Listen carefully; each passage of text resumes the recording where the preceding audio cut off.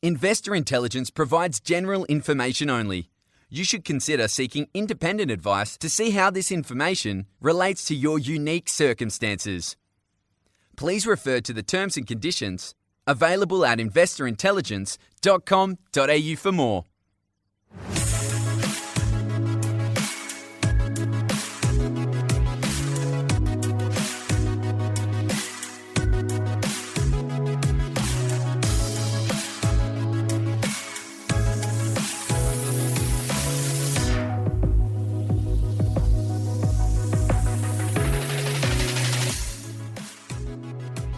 Welcome to this week's episode of Investor Intelligence, your weekly podcast on all things investment, hosted by me, Jacob Kearns.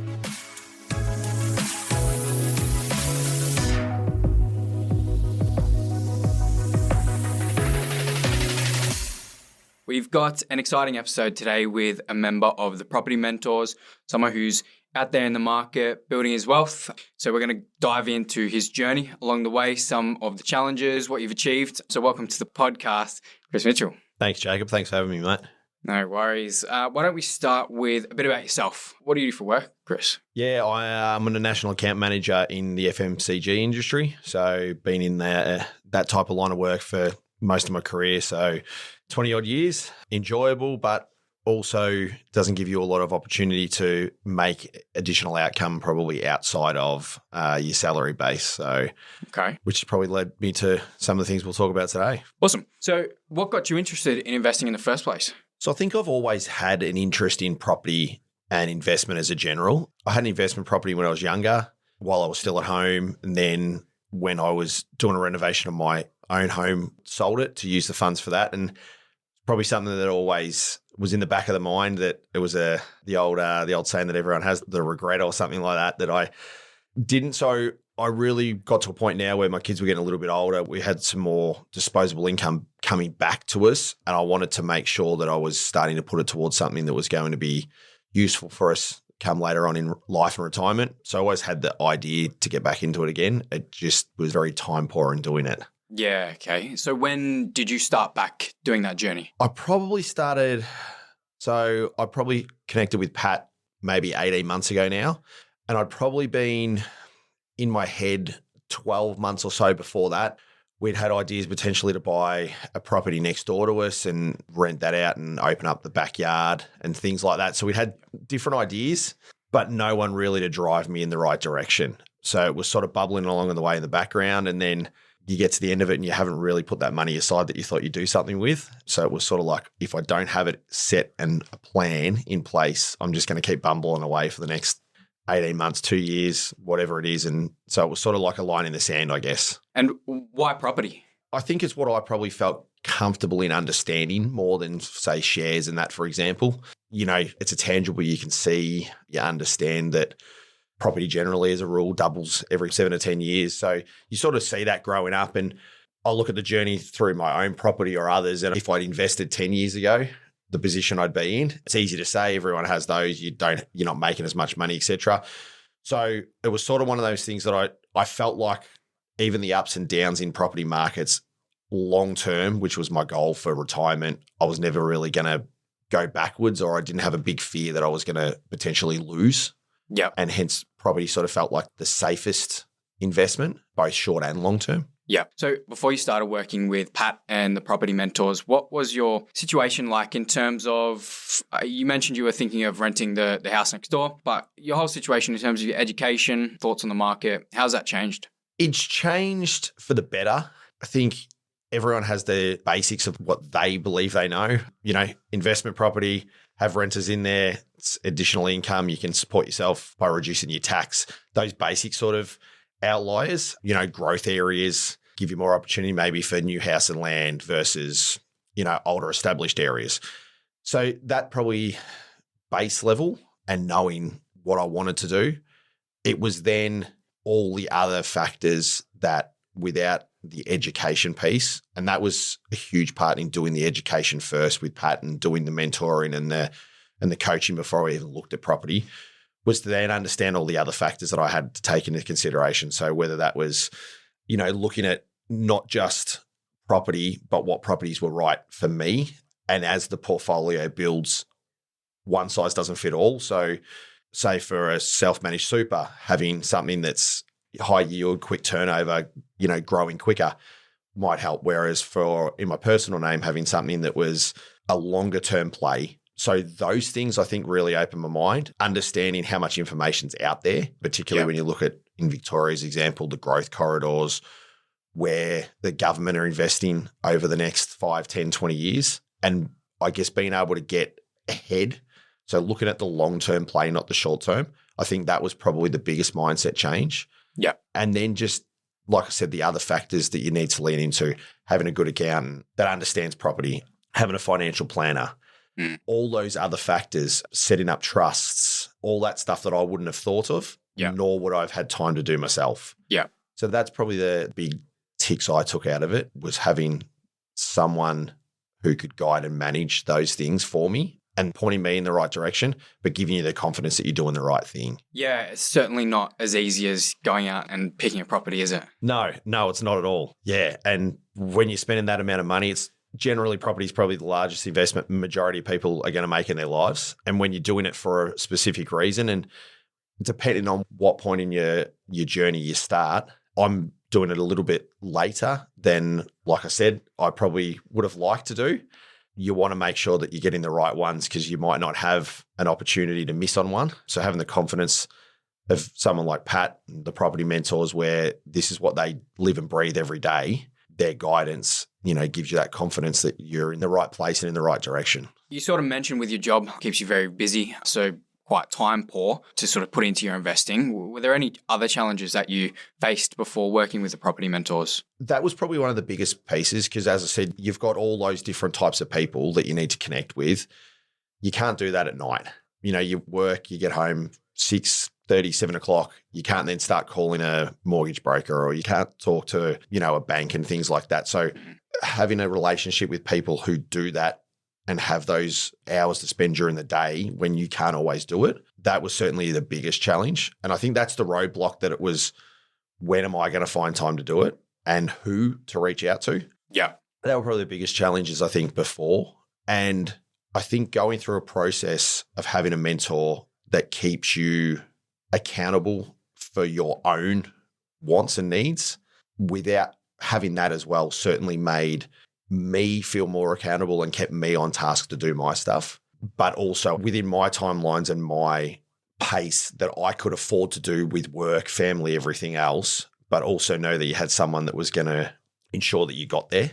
Yeah. That's something that certainly I didn't have in place. As you sort of have learnt, and we touched on, education is a big part of investing. What would you have rated yourself before working with Pat on a scale of 1 to 10 when it comes to property investing? If you'd asked me it before I'd gone through this process, I would have said a 7 or 8. Yeah. Looking back now, I think I'd probably say it was maybe a 5. So understood, like I said earlier, the basics on the outside. Yeah. I'd now say maybe an 8, 8.5 in terms of all those other intricacies that I've now learnt and seen because of the learnings and the education through the property mentors. And that's interesting because you mentioned you've already bought your own home, you've invested before, and there was still a lot more to growing a portfolio that you didn't already know. Yeah, I think, like I said, I think the basic, see a house, purchase it, rent it out. Yep, that's investing. Yeah. And in some degree it is, but is it, like I said earlier, is it the right investment for me? Is it going to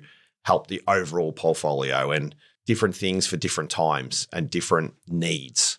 So whether it's to help with your tax, whether it's to help bring in faster revenue so then you can do the next one, all of those things are factors that I wouldn't have taken into consideration. Probably would have been buy something in a neighborhood that I knew and understood because you know what that property market does. Yeah.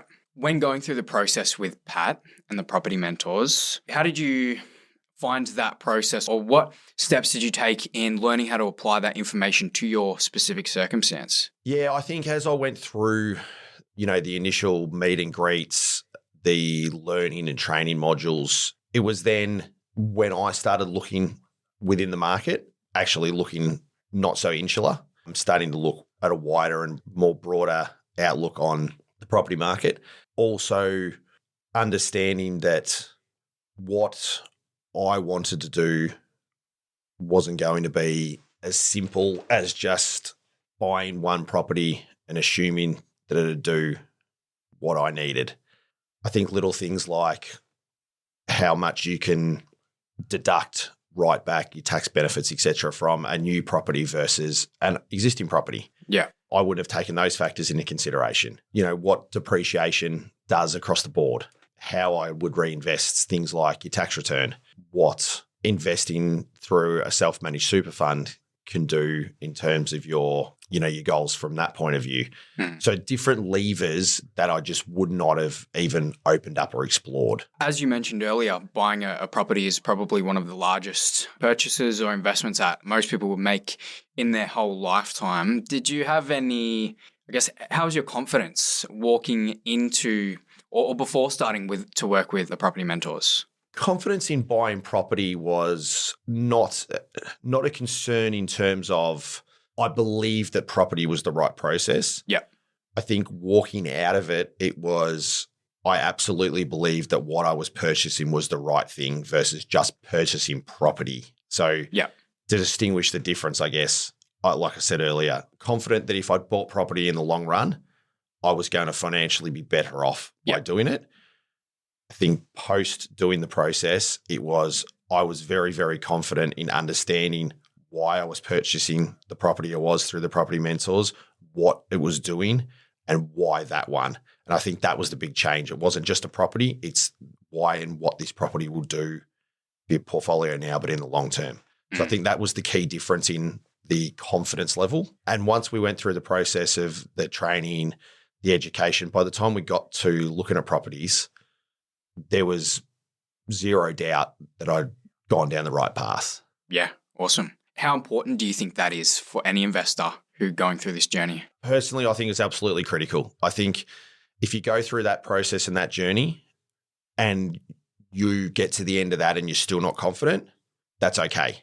But I would highly doubt that anyone who decided to sign up and go through that mentoring program wouldn't feel confident that they'd made the right decision come the end of it. And I think that was critical for me. I think it was critical for my family as well to be able to educate and go through the process, not just for myself, but my wife as well. So they gave her confidence because she could see that I wasn't just going into it blindly. Yeah. And that's a big thing. Some people will do it together. Some people will do it separately based on how their relationships work. And I think for me to be able to give her the confidence that I was getting the education on it, I think that makes a big difference too. And maybe you could speak a little bit about the actual process itself and how you got to be so confident throughout the process. Yeah, I think for me, the initial process was through various channels, you'd seen ads and different things about property investment and things like that. I think one of the big things which I noticed when I'd spoken to Pat initially and I'd made my inquiries, once I'd had those initial consultations, it was, we're not doing everything for you. The training and the modules and the learning is for us to help educate you. And then we will guide you and give you the tools, but ultimately the decision is yours. Yeah. So I felt a lot more in control of my own destiny, but I was doing it with experts holding your hand, for want of a better term, but guiding you through the process. Whereas I think some other ones I spoke to, it was more put your money into this or do that. And that's not to say that may not have been right, but for me, it was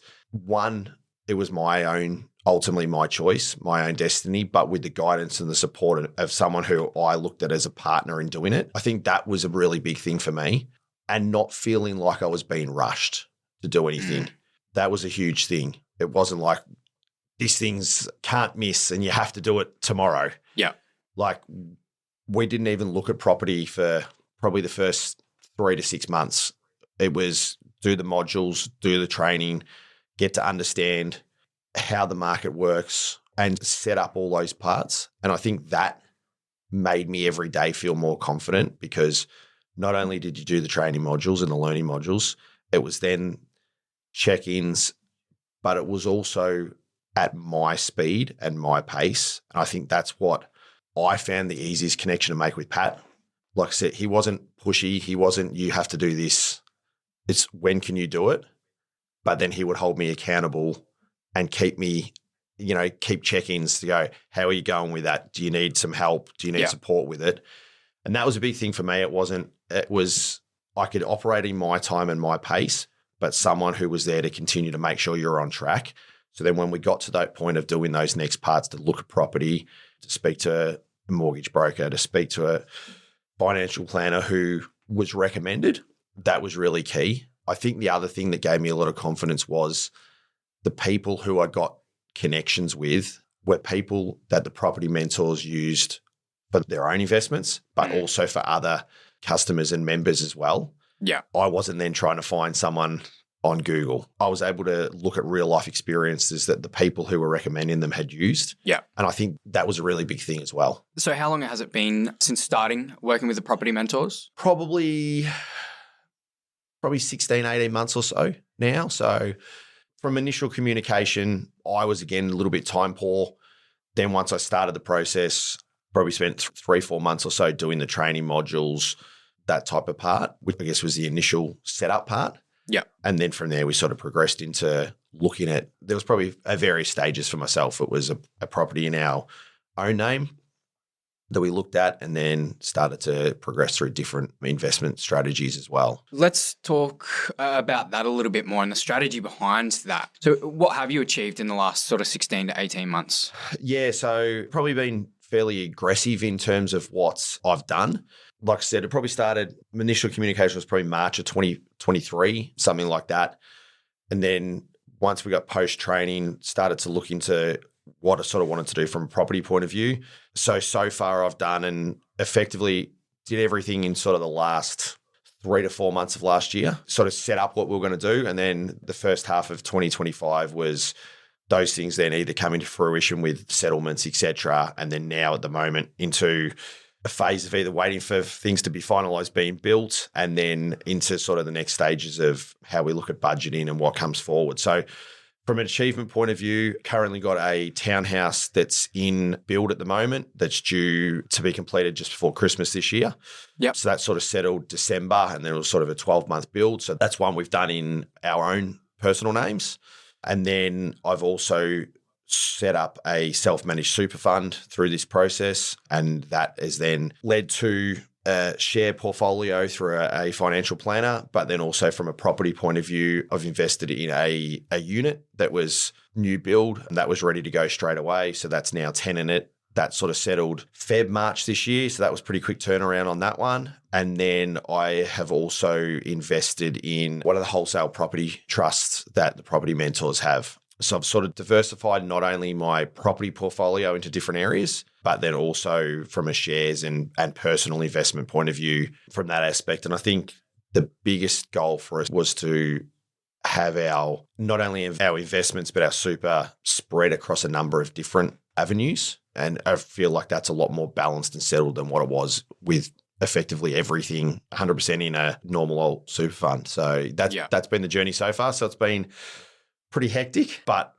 loved every minute of it. That's awesome. It sounds like you've achieved a lot in just a small period of time. And especially since, you're building your portfolio in your own name, but also what a lot of people sort of forget about is they can utilize their super and start building a portfolio within their super as well. So when people often get sort of capped at their serviceability with their own portfolio, curious to know how you and your mentor, Pat, determined that, one, the wholesale property trust was a good fit for your strategy and just the whole strategy around using your super to invest as well. Yeah, sure. I think the strategy around it again was and you mentioned it then, within your own name at some point you maximize your borrowing capacity until you've either got more disposable income or funds come from somewhere, property grows in value, but that's not necessarily an overnight thing. So the property through super was something that I necessarily hadn't thought of as well. And I think self-managed super funds can be a scary word for people sometimes. It's just easier to stay with the mainstream and with a big company who does it. But once I've gone through the process, there's so many avenues that it opens up. And it doesn't have to be property that you invest in. It can be a number of things. But what it allowed me to do is utilize that money without it coming out of our day-to-day living expenses. So the rent helps support it. What I'm putting in from, a company provided super contributions or self contributions as well. Any of that stuff that I was already making is covering everything from the property point of view. My view on it was in 7 to 10 years, if the property doubles in value, like the market generally does, would I, in 7 or 10 years, have been able to put that much money into my own super? And the answer was simply no. If the property didn't do as well as it could, my numbers and when we worked through the finances on it, it was, even if it didn't double in value, even if it only grew half of that, I would still be no worse than if I just left it in an industry fund. Yeah. So the upside was only in the positive category. And that was the real opportunity to sort of tap in and effectively do that second property a lot quicker than I would have been able to if we were just trying to do it within our own personal names. Yeah. So that was a really big trigger. And then from the wholesale property trust, again, it was looking at how it diversified a little more. That also helped in terms of through super, I probably didn't have enough to do 2 properties. But one of my goals and my strategies at the start when we set up my long-term strategy was that I wanted to have something in the portfolio from a property perspective that I could pass on to my kids, given how hard the property market is for some people to get into now. You know, my kids are 15 and 12. It was sort of like, okay, in another 10, 12 years, who knows? Are they going to be able to afford property? So the wholesale property trust presented me an opportunity that I felt I could tap into that was going to help me now in the short term, help me in the long term as well. But then it gave me an option to be able to hopefully pass on that to my kids, that they would have shares in the trust. And as that portfolio grows and grows and it has multiple properties in it, that would be something that I could be able to leave for them that they would get the benefit out of as well. So I used it for that reason.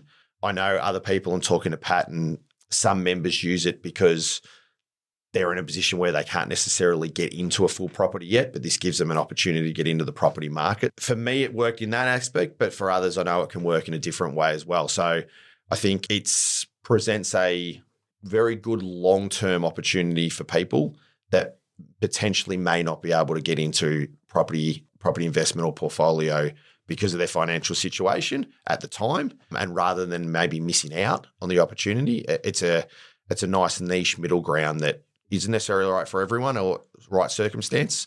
But in my situation for that, it was. And I know for others, it's been for different reasons as well. That's awesome. So now that you've sort of gone through the process, you've started building your portfolio and your personal name and your super, what are you working on now? So now at the moment, as I said, it's a little bit of a holding pattern in terms of property still getting built at the moment. So once that finishes, we get some renters in there and that'll obviously settle that one.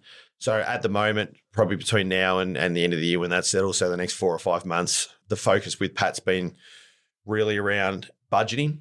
So how do I make sure that my day-to-day living expenses, my budgeting purposes are fit for servicing the properties, especially through the build period. And then also, obviously, once it's ready to go for tenants and stuff like that. So budgeting for day-to-day living now, but also then to set myself up for what's next. So is it another property in 3 to 5 years? Does that goal become shorter depending on how property grows, how much we can save? The balance for us is we want to still make sure that we are enjoying life.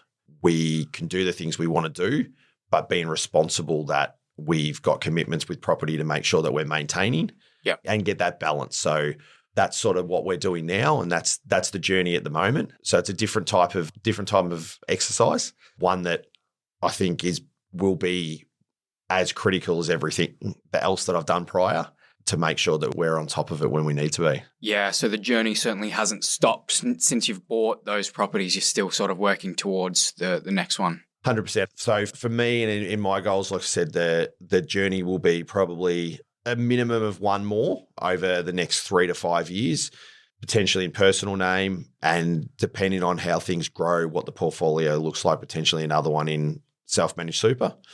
And it's setting ourselves up now for the long term. So, a part of my goal was to be in a position to retire at a reasonable age that I can still enjoy life, enjoy working. So how do we get to that point as quick as possible? How do we have income post-retirement? And having property obviously was a big piece of that. So setting up now so that part of life can be enjoyed, but also making sure that we're not spending the next 15, 20 years, however long it takes to get there, not actually living life as well. So finding that balance is the work we're doing at the moment and making sure we're in the right direction.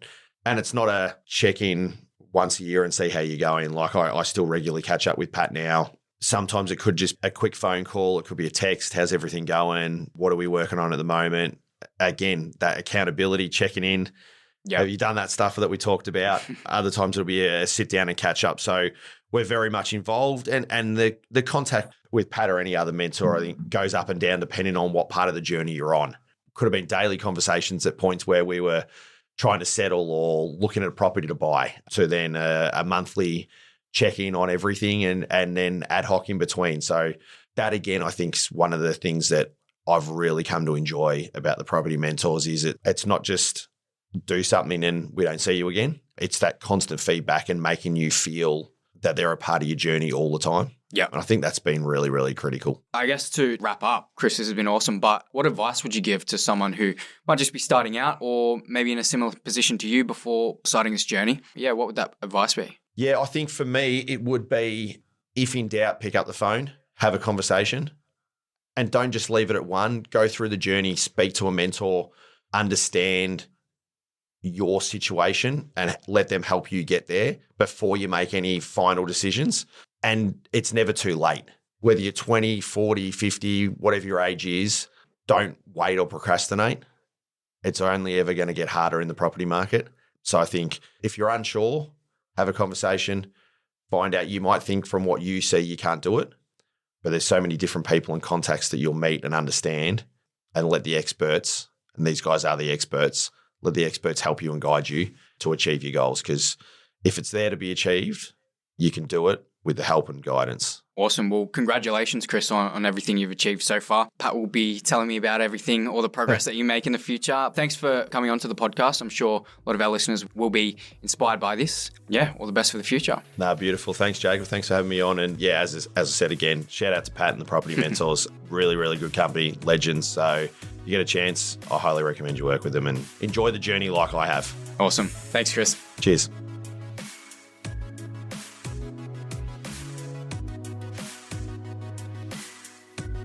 If you found this episode or any of our episodes helpful, please make sure to share and leave a rating to help us reach more people on their investing journeys. And of course, subscribe to be notified when new episodes drop.